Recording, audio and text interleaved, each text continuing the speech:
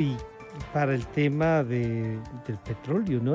Pero sobre todo, más allá del petróleo, de las decisiones tomadas en el 2007, cuando se iniciaba el gobierno y esta a veces prepotente actitud de decir vamos a hacer por primera vez en la historia que el 99% del petróleo se quede para el país y el 1%, si quieren, se quede para las empresas. Esa actitud casi como de dueño del país nos lleva a casos como estos, 10 años de litigar que deben haber costado, y el tema Perenco nos va a pasar una factura de 412 millones, y si restamos lo que el Ecuador dice que hay que liquidar, no menos de 350 millones de dólares, que bien podrían servirnos para financiar, no lo que se gastaron, para financiar las vacunas. Y para tratar este tema hemos invitado al señor doctor Miguel Robalino, experto petrolero, y al licenciado Henry Llanes, analista petrolero y persona que hace un seguimiento a las políticas petroleras del Ecuador. Así es que a los dos muchas gracias por acompañarnos. Señor doctor Robalino, bienvenido, buenos días. ¿Cuál su primera visión de esta sentencia, que es de un comité en virtud de la aplicación de digamos, de este acuerdo de las inversiones, de inversiones y cuidados recíprocos que teníamos entre los países, ¿no? Bienvenido, buenos días. Buenos días, Francisco. Un saludo cordial a Henry, a la distancia. Bueno, yo siempre he manifestado, Francisco, que tras de un buen contrato siempre está un buen negocio. Y ahí son los puntos de partida, lamentablemente. Mire, lo que está sucediendo, si vamos casi a los 49, 50 años que somos país productor y exportador de petróleo, todos los altibajos que se han ido dando, tanto en temas de administración como en temas de manejos de contrato, en donde nos ha acompañado, y permítame hacer una introducción de un minuto, lamentablemente el caos a las industrias petroleras, especialmente en la región, tiene como consecuencias un insumo que ha sido la alta inestabilidad gerencial, los altos endeudamientos que han tenido las empresas petroleras, los altos índices de corrupción, que es un capítulo que está al orden del día, y lógicamente el no sostener o la caída de la producción petrolera. Estos ingredientes han sido lo suficiente para a las empresas dejarlos de un estado de indefensión y complicados. Sumado a esto, justamente el manejo de las licitaciones o de las adjudicaciones de los campos petroleros. Pero más allá de eso, no solamente tendríamos que preguntarnos, Francisco, el problema que tenemos con Perenco al momento, una sentencia que yo diría ya está en el carácter de ejecutoriada, sino qué más es lo que nos va a venir, qué más es lo que vamos a necesitar, o sea, cuántas demandas más tenemos. Recordemos que Perenco hizo un consorcio con la empresa Burlington, y por ahí parece que también nos estamos olvidando un poco. Si Burlington también estará actuando por su lado, también ya con digamos, con este precedente jurídico, a lo mejor nos viene otra sorpresa. Pero más allá de eso, tendríamos que enfocar, Francisco, tendríamos que enfocar qué más es lo que nos viene con las diferentes demandas que tiene el país Claro, y ahí a nivel de los... entonces, al saludar a Henry Llanes nuevamente le diría, Henry, se advirtió esta posibilidad, y claro, pero a la brava se llevó, y ahora tenemos que, si bien después el gobierno ecuatoriano de la época presentó y denunció los tratados estos de protección recíproca de inversiones, que es a su vez la que le ha permitido tener un tribunal arbitral a Perenco, que es el que sentencia, ¿no es cierto? Sí, aquí es lo que se está es sentenciando un modelo arbitrario, parecería. No sé si es que esto se tomó en cuenta y como dice el doctor Robalino, cuántos otros, porque deben haber habido otros contratos que se terminaron o se determinaron así, cuánto más puede venir. Y entonces comenzamos a cuantificar lo que en esa época era la soberanía nacional y por primera vez en la historia el 99% se quedaba en el Ecuador. Henry, bienvenido, buenos días. Buenos días, Francisco. Un cordial saludo para ti, para Miguel Robalino y también para la audiencia. Un gusto estar con ustedes. Bueno, yo diría que, que lo que le pasa al país es producto de la, el abuso del poder, ¿no? De lo que suele suceder en los gobiernos de turno, que van al poder sin formación, sin estudios, sin gente preparada. Hay excepciones, por supuesto, pero la gente que va al gobierno simplemente lo que va a cumplir es una función de 4 años, ¿no? A ocupar un puesto, a ganar un salario. Y obviamente, pues, en cuanto al conocimiento institucional, son muy pocos las personas que realmente tienen un conocimiento y tienen un compromiso con el país. En el caso de Correa, él utilizó, como todos sabemos, los recursos públicos, la institución del Estado para sus fines políticos electorales, para él y para sus allegados, para su partido. Y entonces a él no le importó el daño material, el daño económico que pueda causar a la República. Fueron acciones atolondradas al margen de la ley, las que adoptaron en estos procesos de caducidad, en el caso de Oxy, después de dar por terminado estos contratos con Burlington, con Perenco. Había también unos juicios en el camino de Petrobras y también de Repsol. Entonces, digámosle al país cuál era el antecedente, porque esto ya viene desde antes del año 2010, ¿no? Desde el 2007, sucede que desde julio del 2007, 2007, ¿sí? Sí, pero hagamos un poquito, vayamos hacia atrás. Cuando Alfredo Palacio estaba en la presidencia de la República y Diego Borja estaba de ministro de Economía y Finanzas, ¿no? Ya en el gobierno de Palacio empezaron a incrementarse los precios del barril del petróleo. Y se les ocurrió enviar una reforma de la ley de hidrocarburos, una reforma parche, a propuesta de la ley de hidrocarburos es un Frankenstein, es un cuerpo desactualizado, inconexo, contradictorio, redundante, hasta aquí. Entonces, ¿qué sucede? Que a estos señores se les ocurrió, sin revisar el contrato, sin revisar la ley, de que tenían que distribuirse entre el Estado y la contratista el 50% del incremento del precio del barril del petróleo. Así escuchándole, bonito, ¿no? O sea, bonito, dice, sí, perfecto, están defendiendo los intereses del país, nos parece que es correcto. Así le vendieron al país. Así manejaban el discurso, nos parece que es injusto que solo la contratista gane, que el Estado no gane, etcétera, ¿no? Pero estos señores no se dieron cuenta de lo que decía cuando se firmó esos contratos, ¿no? En la ley de hidrocarburos no existía ese tipo de exposición, no existía. Entonces, ¿cómo voy a meter en una reforma estando ya un contrato vigente una cosa como esas, ¿no? Y con carácter retroactivo. Y luego sucede que en el contrato tampoco decía eso. En los contratos de participación, yo los tengo a esos contratos, publiqué un libro que se llama Contratos Petroleros. Hay una cláusula en el contrato que decía que si el Estado de manera unilateral incrementa salarios, incrementa carga tributaria, hace modificaciones a la política cambiaria, tiene que introducir un factor de corrección para equilibrar la economía del contrato y no afectar la economía de la contratista. Así decían todos los contratos, ¿no? Pero los señores no leyeron. Y entonces, claro, cuando viene después Correa, dice, no, los precios del petróleo se están incrementando y a mí me parece injusto, decían las sabatinas, que el 50% se lleve la contratista del incremento del precio del petróleo. No, que sea el 99%.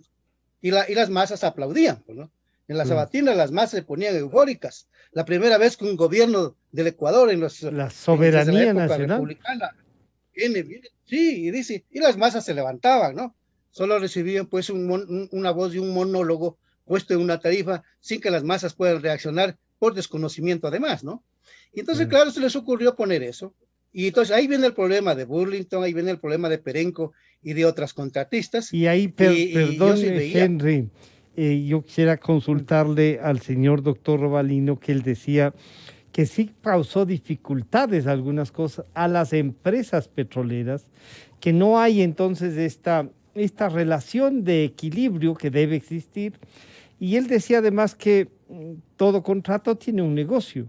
Claro, si no, no habrían contratistas, uno podría decir, pero el negocio tiene que ser más equilibrado y quizá esa parte del discurso de Correa les llevó incluso a atropellar estas otras cosas que tanto Henry como usted nos dice, fueron atropelladas. ¿Qué faltó incluir, además de lo que ya nos comenzaba a decir Henry Llanes, doctor Robalino, qué faltó incluir para no perder? O a lo mejor no hemos hecho una buena defensa de esos contratos y esas decisiones de julio del 2007, doctor Robalino. Francisco, bueno, que aclarar, no soy doctor, soy ingeniero. Ya, bueno. Yo justo pregunté, mire, y me decían es el no doctor Robalino, sí, no, y gracias, pero yo tenía esa información porque no tenía en realidad una hoja de vida suya. No te preocupes. No, gracias, ingeniero Robalino. Mire, lo primero, como dice Henry, el problema es que cuando van los gobiernos de turno, yo este mensaje le estoy replicando en los medios que es posible. Mire, el petróleo es de los 17 millones de ecuatorianos y los gobiernos son meros administradores de turno y tienen la obligación de rendirnos cuentas y administrar de una manera honrada y eficiente. En segundo lugar, claro, topando lo que dijo Henry muy acertadamente, mire, cuando van las autoridades en los gobiernos de turno, y eso es importantísimo, que se enmarquen en el tiempo que van a estar. Yo digo son apenas 4 años, yo hablo desde la perspectiva de la industria petrolera, porque mire, la industria petrolera son inversiones a corto, mediano y largo plazo, y en 4 años hay que medir hasta dónde vamos a llegar y qué vamos a llegar, siempre y cuando atrás de eso esté un buen plan estratégico y un buen plan de negocios que establezca el gobierno entrante. Claro, y con la visión de cuando toman esta decisión, en el año, desde el 2006 hasta el 2009, con los anteriores gobiernos, claro, asumir un precio del petróleo de una manera, discúlpeme el término, muy subjetiva, es el peor error. Ahí prácticamente significaría que las autoridades que estuvieron de turno no tenían ni noción de cómo se mueve la industria desde el punto de vista inclusive geopolítico. Porque yo he determinado que los precios del petróleo es una variable independiente que no la ponemos nosotros. Eso tiene muchísimas aristas, el precio claro, no solo es de oferta y demanda. Pero ahí usted veo, ya tengo su hoja de vida, veo que es ingeniero comercial, en temas del acuerdo comercial, como usted decía, un contrato tiene estas condiciones, pero ¿en qué está? Henry nos estaba diciendo no se podía, y no dicen esto los contratos. Entonces, si hay ahí podríamos decir, un atropello desde el gobierno a la empresa petrolera, ¿creería usted? Mire, la pregunta que deberíamos hacernos es, ¿qué tan eficiente fue la Procuraduría, que es el defensor, digamos, del Estado, y casa adentro los departamentos jurídicos de la petrolera? Esa es la primera pregunta cuando se establecen este tipo de... Pero del análisis que usted puede hacer, ingeniero, diría, esos silencios que podríamos percibir de lo que usted nos dice de la Procuraduría o de los abogados de la empresa petrolera, ¿era entonces que solamente cumplían órdenes por mantener, como dice Henry, el cargo? No, yo voy más allá de eso. Yo voy desde el punto de vista, Francisco, de que la gente cuando va a los diferentes cargos públicos, primero tiene que ir convencida que está capacitada para esos cargos. Y segundo, tiene que ir convencida de que va en función de servicio. Ese es mi punto de vista. O sea, no hicieron para lo que estuvieron en los diferentes puestos. Ese es uno de los elementos. Es decir, el Estado estuvimos en indefensión total. Entonces, aparte de eso, como bien manifiesta Henry, el problema también es la ley de hidrocarburos. Miren, en el año 2010, y Henry conoce bastante bien, en el año 2010 hicieron sendas reformas a la ley de hidrocarburos, ¿sí? Y yo diría, aquí no se trata de ponerle tampoco a las empresas privadas como el enemigo del Estado, porque son importantes. Mire, la inversión privada es importante y más aún en esta industria que requiere mucha tecnología y mucha inversión. El tema es que tiene que haber un ganar y ganar muy claro. O sea, yo estoy de acuerdo que las empresas vengan, inviertan y por el riesgo de su inversión recuperen, tengan su utilidad esperada, pero el Estado, que es el verdadero dueño, tiene que ganar y bien. Hay que partir de esos principios. Entonces, partiendo de eso, bueno, yo diría que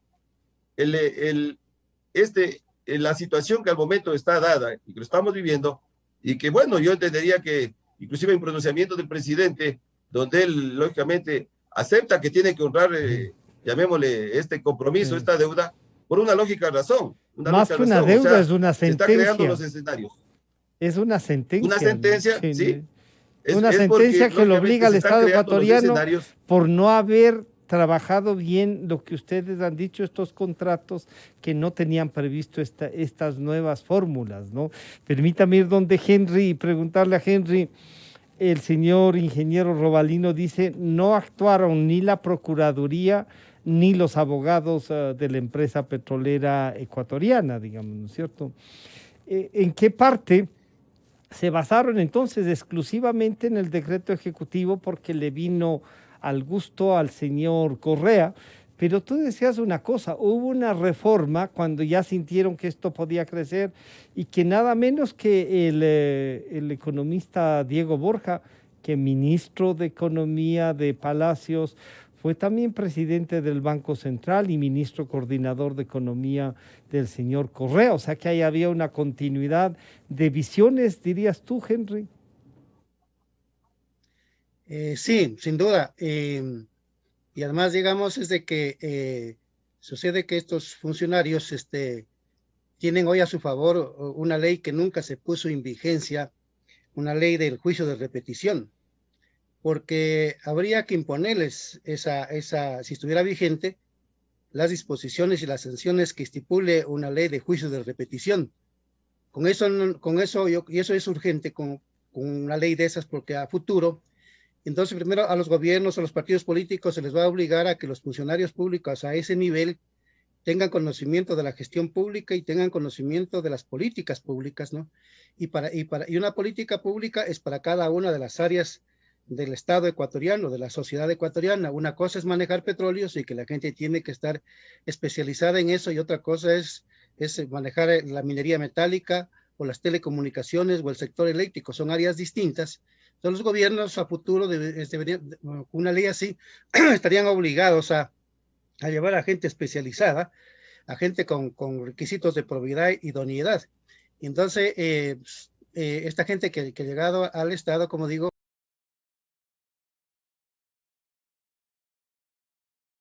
si el contrato no me daba el camino para impulsar una reforma y hacer una cosa como esa, realmente es cuestionable, ¿no? Entonces, si hubiera una ley de repetición, ya se los tendría que llevar al banquillo de los acusados, a quien cometieron este abuso, perjudicando los intereses del Estado y la sociedad ecuatoriana. Mire que ahora que estamos en una pandemia, donde la gente muere todos los días, donde se destruye la economía, donde tenemos una deuda pública de 63.000 millones de dólares, donde tenemos el petróleo hipotecado ilegalmente, sin que la ley de hidrocarburos lo faculte, la preventa del petróleo, y que ojalá la nueva asamblea investigue este tema, porque la preventa del petróleo no está estipulada en la ley de hidrocarburos, ¿no? Además hay prohibición de venderlo al petróleo por adelantado, porque el petróleo, mientras esté en el subsuelo, tiene un carácter imprescriptible, inalienable, irrenunciable, inembargable.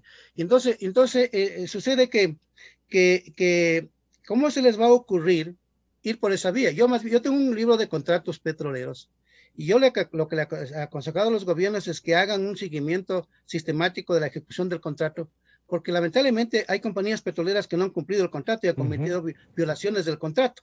Entonces, cuando hay incumplimientos del contrato, cuando hay violaciones del contrato, hay causas suficientes para aplicar la caducidad. Y esa más bien era la vía, porque Perenco, por ejemplo, incurrió en infracciones de carácter ambiental. Entonces uno tiene que ir despacio, ver la ley. Tanto que esas infracciones están cuantificadas en más de 50 millones de dólares. Pero Henry, claro, o sea, capaz que los administradores del contrato, mi estimado Henry, siempre ven a otro lado, y no hacen el seguimiento que plantea Henry Llanes para incluso dar por terminado jurídicamente. De aquí nace entonces la necesidad urgente de una reforma profunda a la ley de hidrocarburos. Sí, y yo ayer tuve una reunión con Salvador Quispe y otros amigos asesores del bloque de Pachacuti, y ojalá lo pueda hacer con otros. Yo tengo hecho un análisis de la vigente ley de hidrocarburos. Por ejemplo, hay dos capítulos que son impresionantes, ¿no?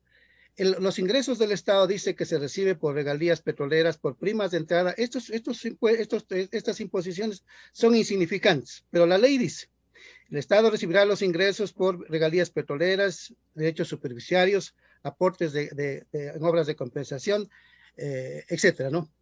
Y luego en otro artículo dice, se exonera a los contratos petroleros del pago de regalías petroleras, de primas de entrada, de derechos en la superficiales y de misma ley. aportes en obras de...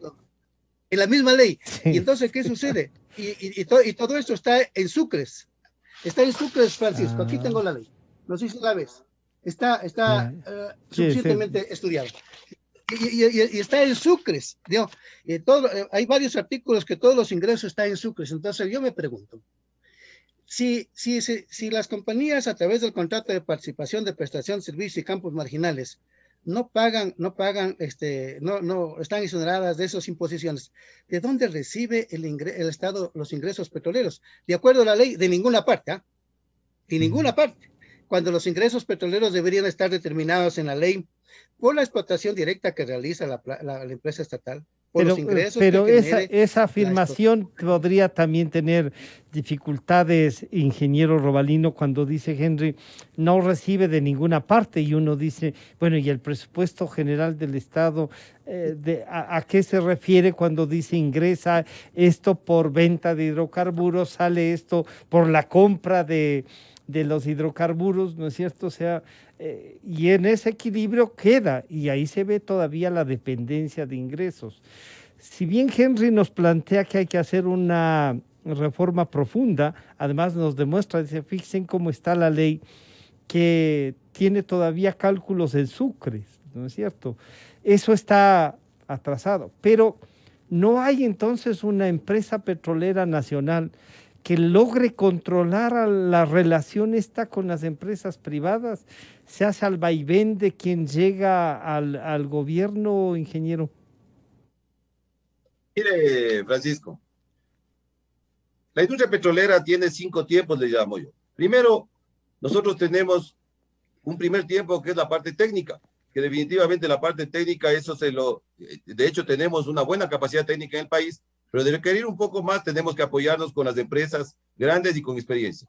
Tenemos un segundo punto que es la parte financiera, que de igual manera las inversiones tendría que el gobierno buscar los modelos de la parte financiera. Pero hay un momento en el cual inclusive este nuevo gobierno tiene que fijarse muchísimo, y son justamente lo que dice Henry, la parte legal. Es decir, la parte legal es un tema que tiene que hacer los ajustes necesarios para poder arrancar en los proyectos que tiene el gobierno. El otro punto neurálgico es la parte ambiental y la parte comunitaria. Legal, ambiental y comunitaria.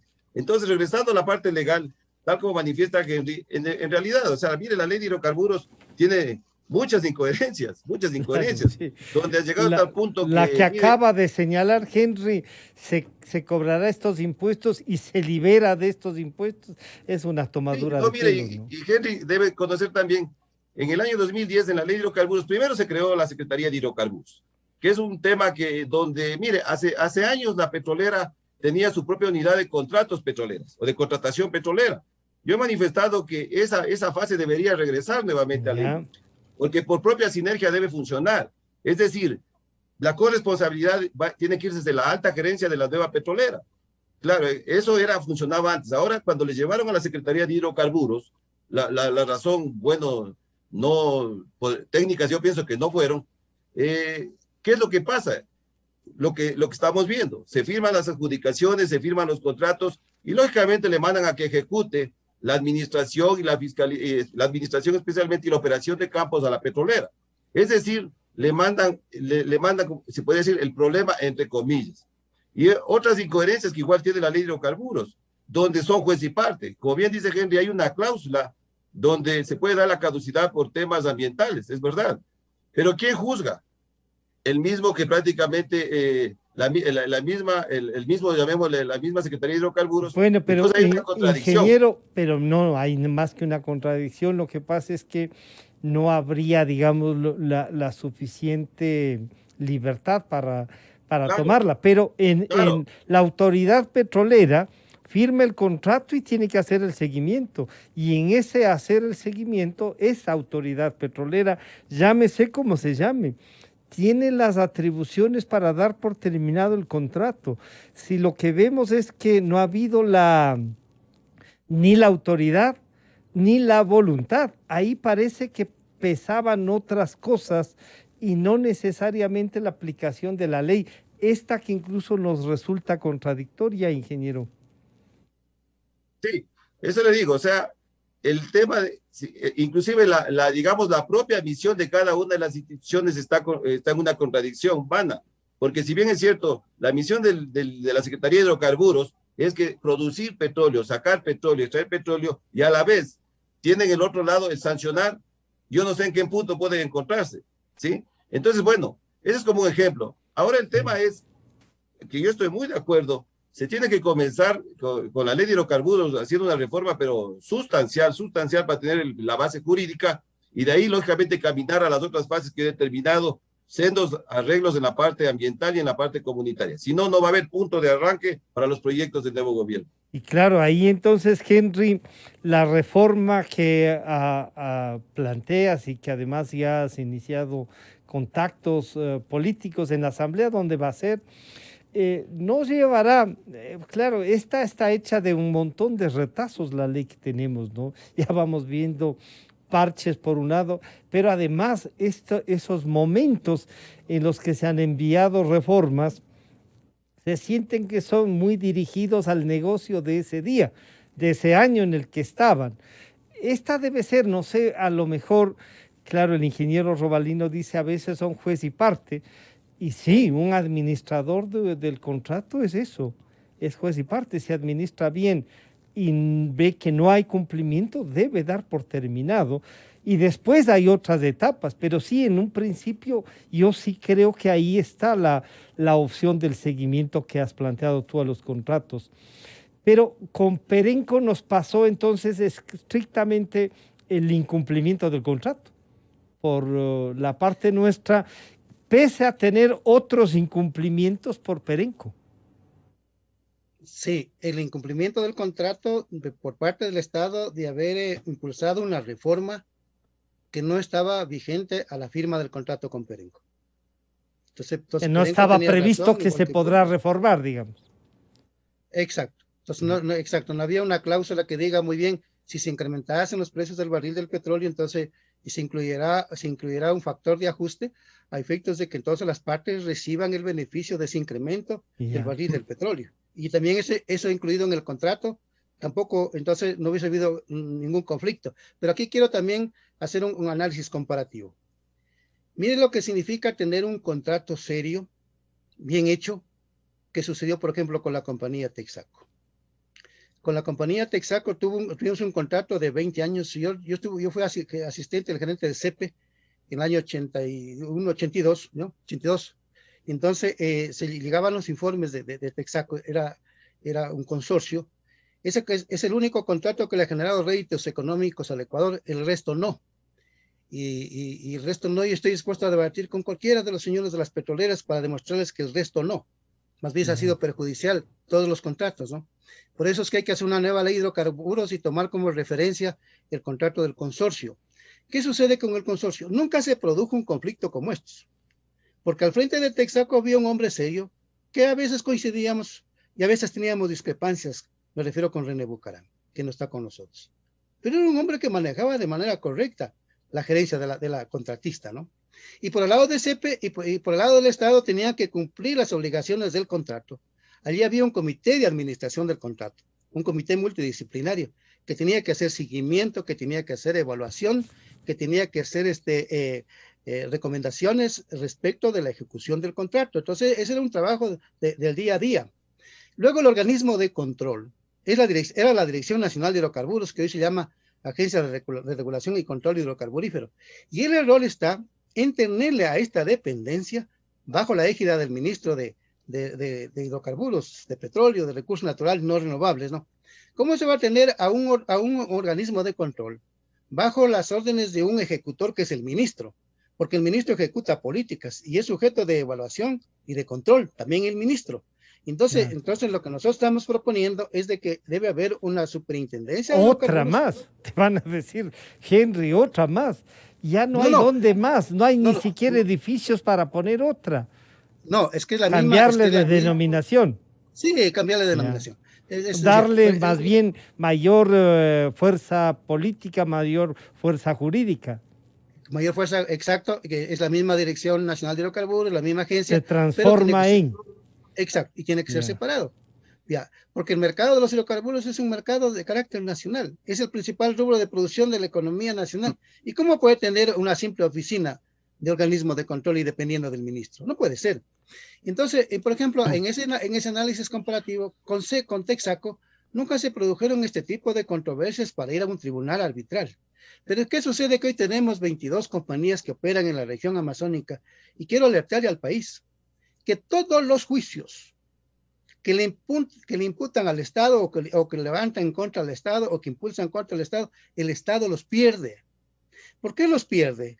Porque hay una ley contradictoria, que es la ley de hidrocarburos, redundante, inconexa, no está actualizada con la Constitución del año 2008.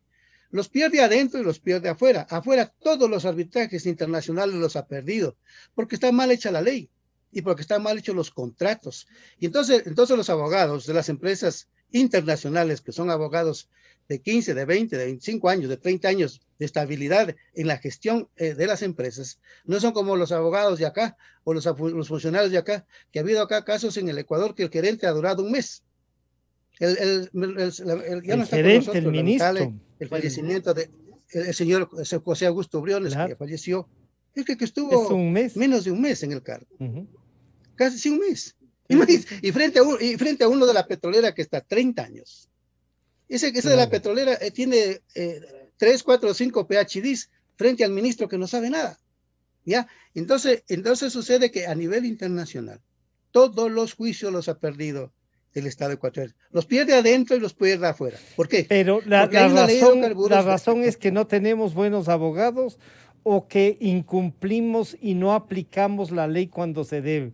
Porque de lo que tú nos acabas de decir, si en vez de irnos por el cambio del reparto de utilidades o de regalías, nos íbamos por incumplimiento del contrato, no había forma de que nos ganen. Claro, no había forma que nos ganen, pero sucede que en la empresa estatal creo que tenemos 260 abogados. Y es tan sui generis esto que teniendo los 260 abogados, contratamos consultorías. Pregúntale al procurador, creo que el procurador va a dar rueda de prensa hoy.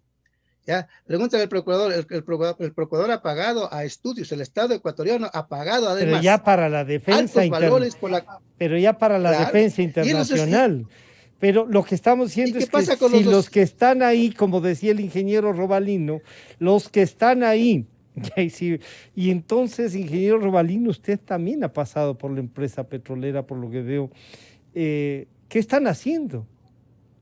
¿Para qué nos sirven? ¿Para generar dificultades? ¿Para cumplir solamente órdenes?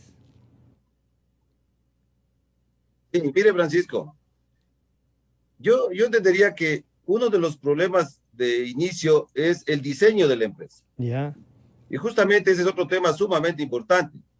¿Qué diseño de empresa se va a establecer? ¿Sí?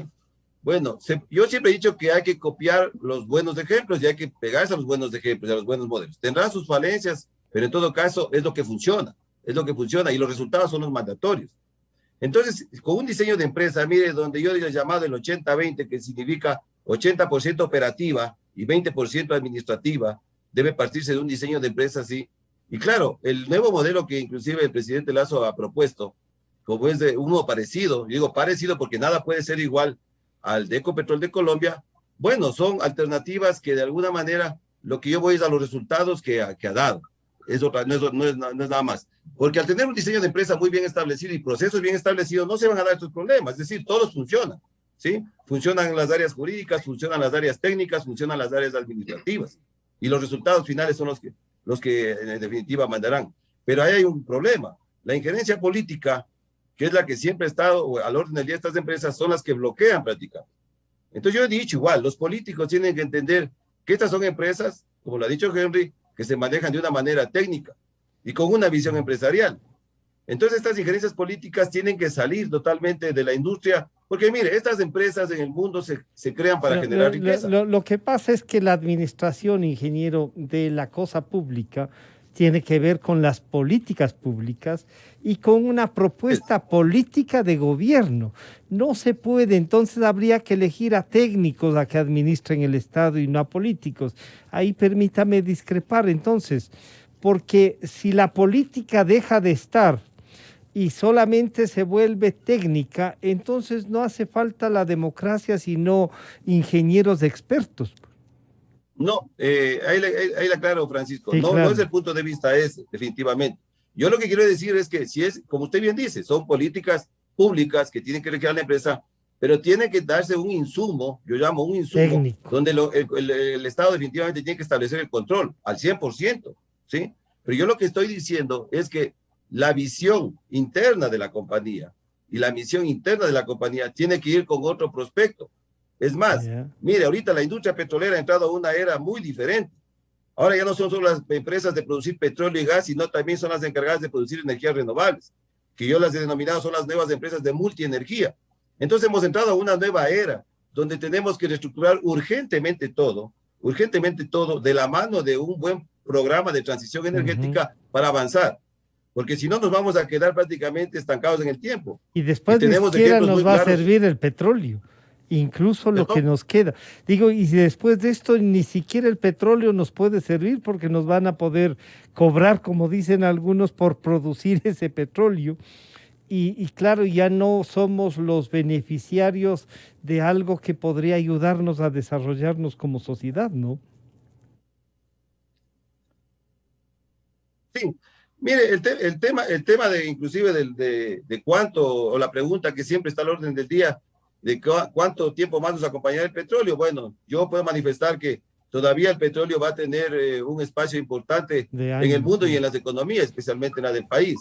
Entonces, tras ese contexto, yo vuelvo y repito, lo que nos queda definitivamente al país es que el nuevo gobierno, con una buena planificación, y con correcciones como la que dice Henry, ley de hidrocarburos, Yeah. certificación de reservas urgente para poder emprender la planificación que se ha comprometido el presidente, planes de negocios y prospectos y crear los escenarios para que puedan medir la inversión, ¿sí? Y O se ahí puede generar quiero, inversión claro, desde adentro. pero ahí hay una cosa, Henry, que coincidiendo como han coincidido ustedes ahora de que la base puede ser la ley, que hay que generar una política de visión nacional en donde la técnica sea una base sustancial. Vienen cosas como la fijación de precios y ahora mismo hay este decreto que ponía las bandas y que claro, si el precio del barril del petróleo sube, el precio de los combustibles, especialmente el diésel, sube. Y hay gente, claro, que dice, oigan, no puede seguir subiendo porque esto altera la economía de la inmensa mayoría de los ecuatorianos. ¿Cómo hacer para enfrentar entonces, en medio de lo que hay que pagar a Perenco y a las otras que tú mismo nos anuncias que capaz que hay que también hacerles una liquidación y será de millones de dólares también? ¿Cómo hacemos para acordar cómo nosotros mismos consumimos estos derivados, Henry? Bueno, lo que debería hacer el gobierno del presidente Lazo es derogar esos decretos, son 1054, 1158, 1183, porque parte de dos conceptos que no constan en la Constitución de la República. El uno, el que se comercialice los derivados hidrocarburos a precio de mercado, eso no existe en la Constitución de la República ni en la ley de hidrocarburos. Pero en la O que, Constitución, ¿por qué debería estar algo de comercialización, Henry? digamos, La fijación de precios es como que pusiésemos en la Constitución el precio de las papas. No puede ser. Y tú has sido legislador, Henry. Así es. No, lo que pasa es que en la Constitución de la República el petróleo y los derivados hidrocarburos son tratados como recursos públicos y como un servicio público. Pero además del área estratégica, ciertamente. Así es. Pero así la es. Fijación de precios no puede estar en la Constitución. En el 314 no está la fijación de precios, pero se dice que las tarifas de los servicios públicos serán reguladas y controladas por el Estado. Ya. Y ahí te pone un decreto que dice vamos a controlar en esta banda, o también piensas que es inconstitucional eso? No. Lo que pasa es de que hay un concepto que dice, yo no me refiero a las bandas y a esas cosas, no. Lo que me refiero es que el concepto del libre mercado no está en la No está en la Constitución. Concepción, ya. Ya, y luego, tampoco está en la ley de hidrocarburos, que está más allá que el decreto, ¿no? La ley, Ujú. ¿ya? En orden de prelación, la Constitución, la ley y el decreto, ¿no? ¿Y qué sucede? Que en la ley de hidrocarburos no está esto de que se comercialicen los combustibles a precio de mercado. Tampoco consta en la ley de hidrocarburos la disposición de que sean cada actor de la cadena de comercialización y Quien distribución de los fije. combustibles sean los que fijen precios No. a partir del precio en terminal, Y porque las ahí, bandas están fijadas en terminal y claro. no Y no hacia en el la consumidor. comercializadora. Ahí, por ejemplo, hay un argumento que uno dice, sí, si ha de fijar el Estado, no puede haber un tercero que ponga precio al que le parece. Exacto, exacto. Ese es un Entonces, argumento, sí, pero no que no esté en sí, la Constitución, me parece que no. no, a lo mejor, a lo Y mejor, entendí mal.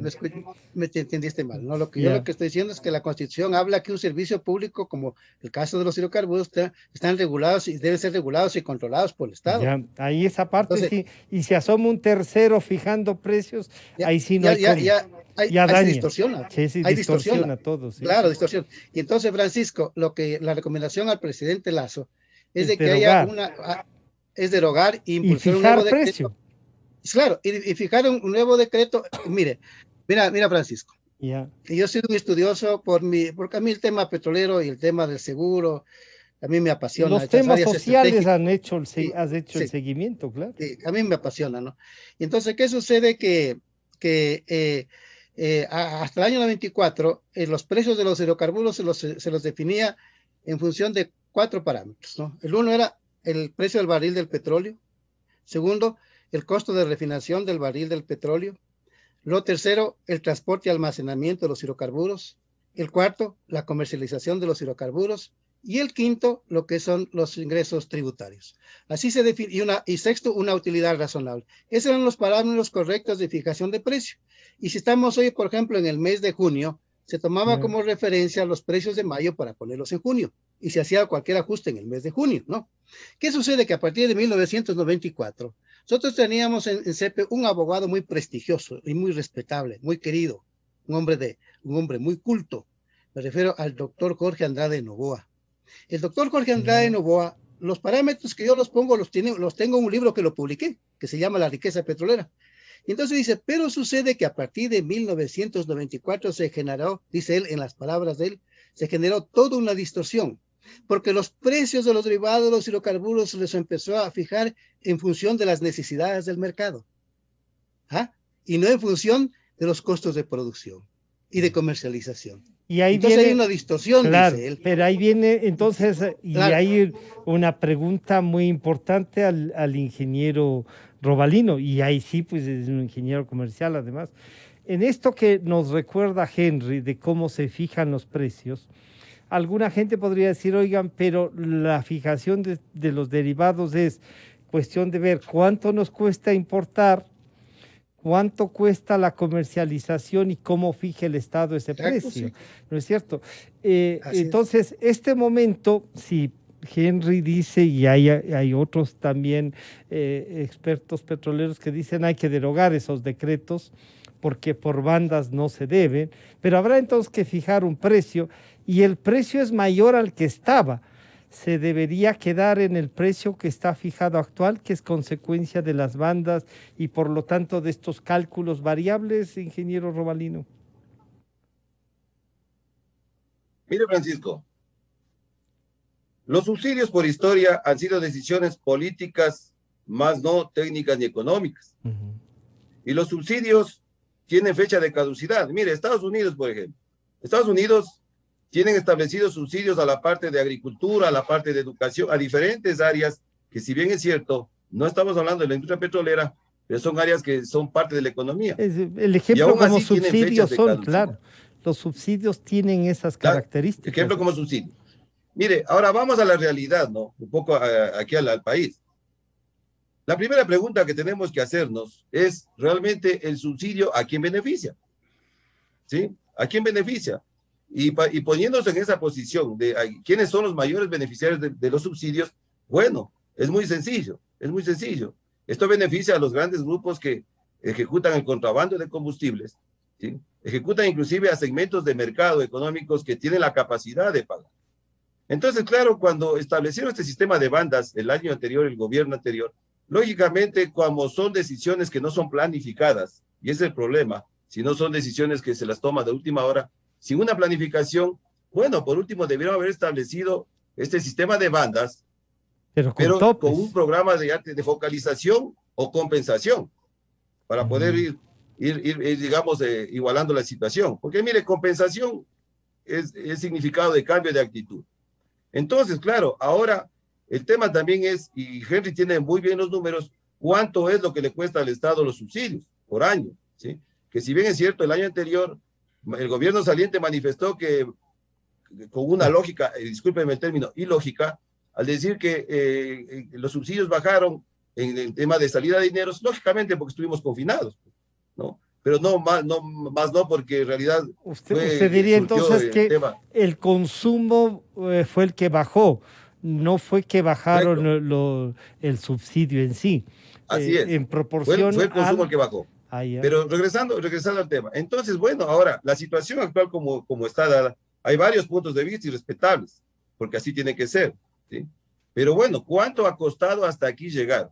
¿Cuánto le ha costado hasta aquí llegar? Nos ha costado a los ecuatorianos, con todos los problemas sociales, con todo lo que hemos vivido, hasta llegar al punto que están los precios de los combustibles, ¿sí? Ahora, claro, el otro problema fue que el gobierno anterior, al no establecer una mesa de diálogo de inicio para focalizar y, digamos, y compensaciones, no dio la propuesta. Entonces ahora las propuestas me están viniendo del otro lado, con derecho, puede ser, de los diferentes gremios del transporte, etcétera, proponiendo estas son las condiciones para nosotros aceptar el precio, sea la decisión que tome el gobierno.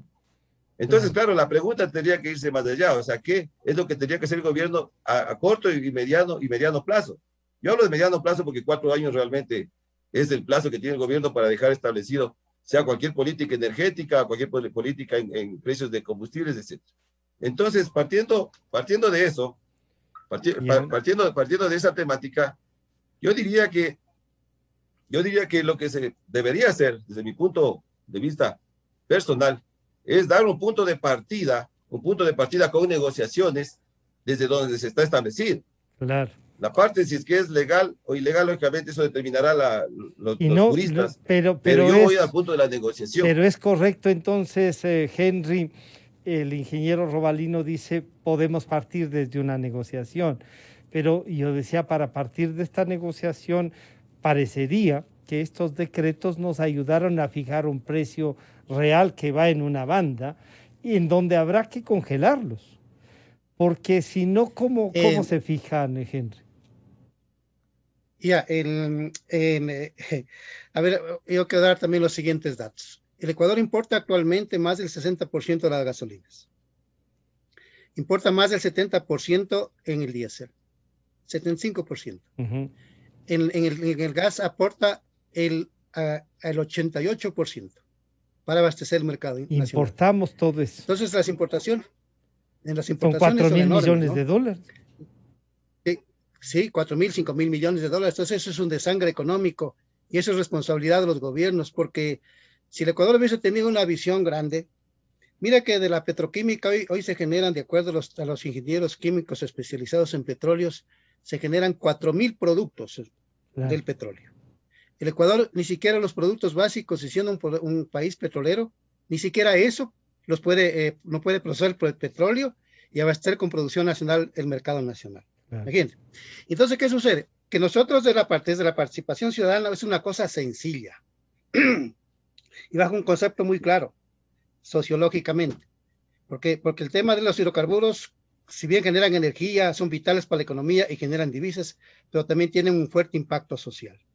Entonces, ¿qué decíamos nosotros? La focalización del subsidio es muy fácil. Muy fácil. Y le presentamos al gobierno anterior. Le presentamos un grupo en la que participaron un grupo de especialistas de petrocomercial que venían desde CEPE. Entonces, yo los convoqué a los compañeros, a los que yo los conozco, porque trabajé 17 años en capacitación petrolera. Entonces, yo los convoqué a la gente que los conocía, muy bien en la industria petrolera. Los convoqué y le digo, compañeros, a ver, hagámosle una propuesta al gobierno de cómo focalizar los precios de los combustibles. O sea, también la propuesta está hecha. Pero habrá que reactivar esa propuesta. y le presentamos con nuestra firma al Ministerio de Recursos Naturales, no naturales, sin cobrarles un centavo desde la participación ciudadana por mi formación como sociólogo. Si no se fija una focalización en el diésel, al transporte de público, al transporte de carga y al equipo agrícola, bueno, eso le va a impactar fuertemente a la mayor parte de la sociedad ecuatoriana, porque la mayor parte de la sociedad ecuatoriana, déjame citar los datos. En el año 2019, 1.600.000 personas en el Ecuador tenían un ingreso mensual de $45. Y 4.400.000 personas tenían un ingreso mensual de $87. A ellos es justo incrementarles porque ellos son los que, el transportista no es el afectado. El afectado es esta gente que recibe estas cosas. Claro, pero por eso es que la focalización del subsidio es importante. Exacto. O sea, hay que llegar con el subsidio al que tiene 45 y $90 de ingreso y no pues a los que tienen unas 4x4 para transportarse. Exacto, ellos me pagan precios reales, entonces le dijimos todo lo que es transporte público y transporte de carga, equipo agrícola, le pongo un chip. Porque además la Corporación Nacional la Comisión Nacional de Tránsito tiene un inventario de cuántos buses circulan en el Ecuador. Lo que dice el ingeniero Robalino, aquí el gran negocio es el contrabando. Claro, entonces y dale con cupo. Nosotros dijimos, póngale un chip y póngale cupo, porque también trabajando con los gremios del transporte, a ver, el bus que circula en Quito, ¿cuánto consume de diésel en el día? ¿Cuántos galones consume a la semana? ¿Cuánto consume al mes? Entonces partimos de ese inventario y los que se excedan de esos cupos pagan precio real. Y todo el resto de vehículos que circulan en el Ecuador, Francisco, pagan precio real. Ayer me decía una periodista de Guayaquil, mire, yo estaba en Machala y vino una camioneta y llevaba una serie de canecas hacia el contrabando. Y con la propuesta suya, me decía ella, le quitamos, claro, porque sí le quitamos, porque cuando venga la camioneta con 10 o con 15 canecas adicionales, canecas a poner gasolina, usted, señor, me paga precio real. Ya, no, usted no tiene chip, no es por el vehículo, cupo, usted me paga precio real. Es por el vehículo, no por la cantidad. Sí, se me fue el tiempo y les quiero agradecer al ingeniero Robalino, a Miguel Robalino y al licenciado Henry Llanes por este acercamiento a lo que es el tema petrolero. Quedan algunos temas por tratar, este mismo de la fijación de precios y de cómo llegar a la mayor población y no que haya unos beneficiarios que no deberían tener este beneficio, ¿no es cierto? Henry, muchas gracias. Ingeniero Robalino, muchas gracias por acompañarnos. Un buen día. Gracias. Estamos conversando. Gracias. Ha estado con nosotros el señor ingeniero Miguel Robalino y el licenciado Henry Llanes. La revista de opinión Democracia agradece a las siguientes marcas. Inicio de espacio promocional y publicitario. Está difícil el partido. Tranqui, pa, que lo ganamos. Esa alineación 4-4. 4-2 es la de siempre. ¡Epa! ¿Qué esperas? ¡Patea! ¡Está bien! ¡O pásala a otro!